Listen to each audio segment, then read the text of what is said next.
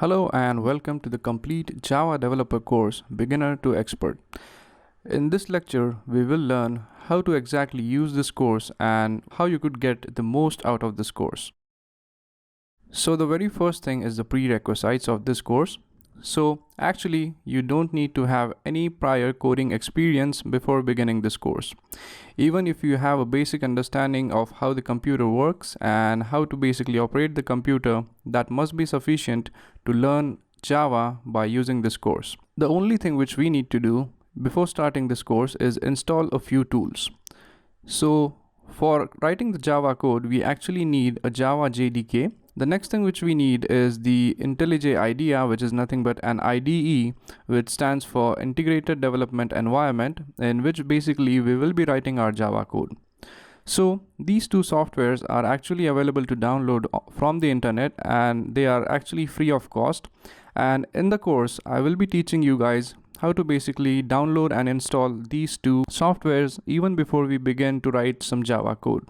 How to use this course? There are a few things which you need to keep in mind before starting this course. The very first thing is that please do not skip any lecture. And the reason for that is that all the lectures in this course are interlinked. That is, one lecture is dependent upon another. And if you are a complete beginner to Java, then I would highly recommend you to follow each and every lecture and not to skip any lecture in between. Ask questions. If you are a beginner in Java, then you might have some difficulty learning this course. So if you have any questions or if you don't understand some things, feel free to ask me in the discussion section and I will be there to help you. Practice writing code. This course can be best utilized if you practice writing code.